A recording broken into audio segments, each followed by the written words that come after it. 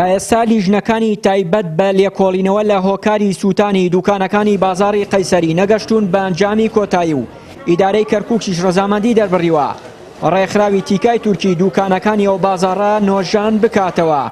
دوکاندارەکانی بازاڕی قەیسەری داوا دەکەن پەلە بکرێت لە تەواوبوونی لێکۆڵینەوەکان تا بتوانن دەست بە پاکردنەوە و نۆژەنکردنەوەی دوکانەکانیان بکەن. ئێساکە هیچ شێک نییە، هەر لجنەیەک و دێ بەنجمان لێدات و تەواو، یعنی هیچ چارەسەرێکی بەسەر نییە، نازانین ئێمەش هەڵمان نازانین چییە بێ، یعنی هەروە سێر وەڵڵاهی چاوەڕێی ڕەحمەتی خۆین لەبەر دەرگاوە ساین چاوەڕێی ڕەحمەتی خۆین ئەچینە ئەملاوە لجنە دێ پەرلەماندە هیچمان بۆ نەکراوە، ڕزقی ماڵ و مناڵمان هەمووی لێرەیە سوتا و تر چاوەڕێی ڕەحمەتی خۆین.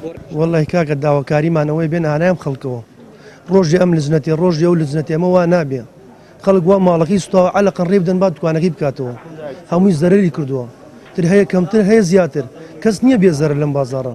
بێنە هانایم خەڵکەوە ئەو لجنەتیە ئەم کتابوونە کتابوکم زۆرەکە وایە نا، بێنە هانایم خەڵکە بزانم خەڵکە چییە کاکە، وا ڕێش نادن خۆتان تەعمیری ناکەن خەڵکە با خۆی تەعمیری کاکە. وەڵڵاهی کاکە ئەو لجنانە هاتوون بۆ ئێرە بەس بۆ سێڵفی گرتن، کەس نهاتوە تاکو ئێستا بڵێ کاکە ئەو دوکانانە چاکەمەوە ئەو دوکانانە پاکەمەوە.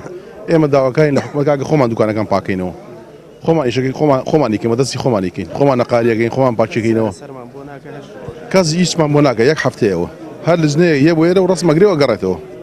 بە پێی زانیاریەکان ئەو لیژنەی کە لە بەغدادەوە هاتووەتە شارەکە شەوی ڕابردوو سەردانی بازاڕەکان کردووە وا بڕیارە سبەی ئەنجامی سەرەتایی لێکۆڵینەوەکان ئاشکرا بکەن. ئەندامێکی تورکمان لە ئەنجومەنی پارێزگای کەرکووک ئاشکرای دەکات ئیدارەی کەرکووک ڕەزامەندی دەربڕیوە بۆی ڕێکخراوی تیکا دەست بە نۆژەنکردنەوەی بازاڕەکە بکات. منذ أول يوم نفس الليلة ذهبنا لە یەکەم شەوی سووتانی بازاڕەکەوە ئێمە سەردانی شوێنەکەمان کرد. ئامانجمان نۆژەنکردنەوەی دوکانەکانە بە زووترین کات بۆی هاوڵاتیان بگەڕێنەوە سەر کارەکانیان.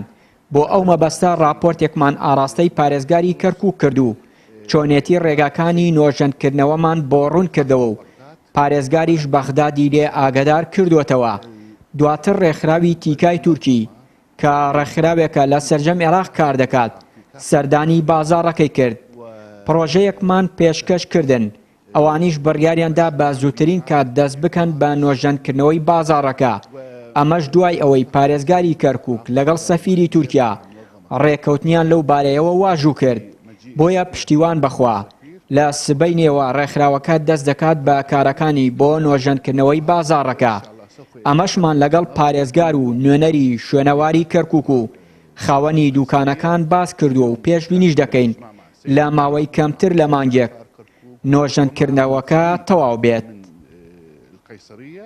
ماوەی هەفتەیەکە دوکانەکانی بازاڕی قەیسەری کەرکووک سوتاوە، بەڵام تا ئێستا جگەلەوەی حکوومەتی عێراق لیژنەیەکی بەدواداچوونی ناردووە.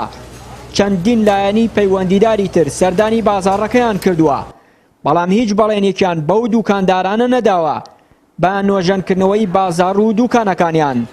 چیانووری کەناڵی ئاسمانی پەیام کەرکووک.